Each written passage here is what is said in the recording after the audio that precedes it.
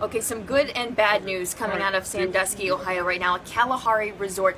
We are just confirming right now that 11 of the planning committee members who are staying at Kalahari Resort have contracted the norovirus. This is getting confirmed through us through the Erie County Health Department right now. They're saying 11 confirmed cases so far.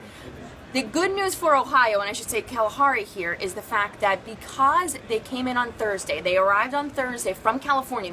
Everyone who's staying in Kalahari is from California.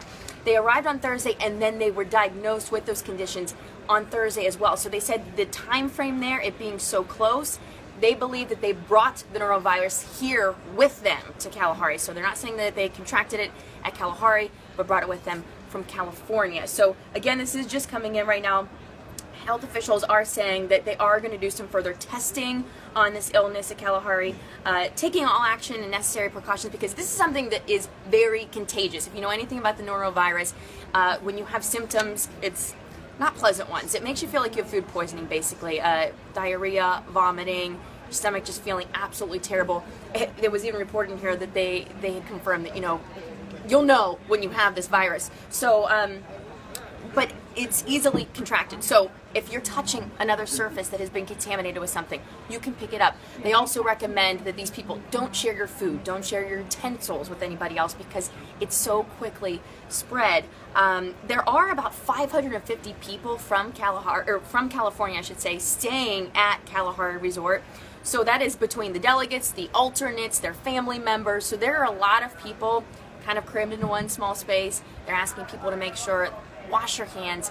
They're even telling them don't shake hands. So you're supposed to be welcoming everybody and be in great spirits here, but kind of keep away from each other is what they're telling everybody right now. And this is something, if you've paid attention to the norovirus before, this is something that can be easily found on cruise ships. It's contracted through some raw vegetables or fruits at times, even raw oysters. So it's something that is easily spread, easily contracted. So it's something to keep in mind now, that as these people continue on with their trip here, that they have to use sanitizer, stay away from others. Not so good, but again, the good news here, again, not at Kalahari. They're not saying that they ate anything there, contracted it from there. They're saying that these people from California brought it with them here. But then there's still a chance, again, as they're looking into this farther, that more people could contract this virus. Normally, you see symptoms rise between 1 and 2 days after the fact. So after you catch it, it doesn't happen for at least a day or two afterwards. So that's where that stands right now. No other main issues there going on. Want to talk about today a little bit. It's a very exciting day today. We're here at day 2.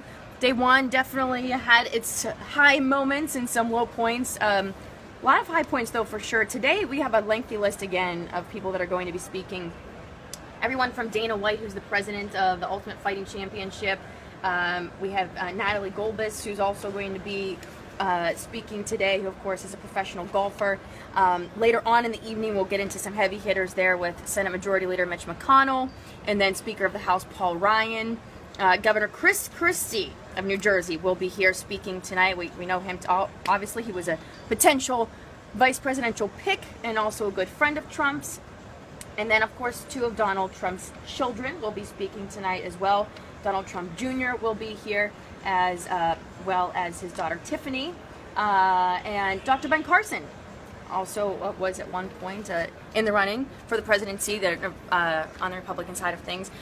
He will be speaking as well. We spoke with him yesterday. We had Kevin Freeman on the floor talking with him yesterday. You can also find that whole interview on our website for you.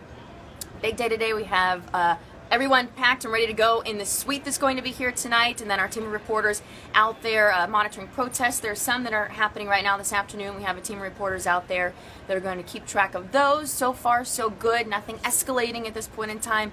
It really has been a great start to the convention as far as that goes.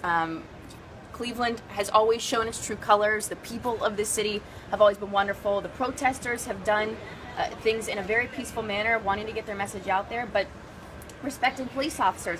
And we've seen that. We've talked with a lot of police officers these last couple of days, and they've said that they have seen that respect from protesters. There have been a lot of pictures shared. There have been a lot of just those moments that we've captured, and we're going to be talking more about that too with you today. Peggy Gallick, I know, is going to be reporting on that end of things. There were some police officers that were roaming the streets on bikes yesterday, and they had their GoPro cameras on, kind of capturing the moments and seeing the downtown area as that was going on. So we'll have her reporting that along with a lengthy list of reporters getting both sides of the action for sure. So that's all coming up throughout the evening tonight. Make sure you check out our Facebook page. We'll be having a lot more of these wonderful Facebook Live updates for you. And I'll be seeing you later on. I'm Natalie Hervick. Have a good day, everybody.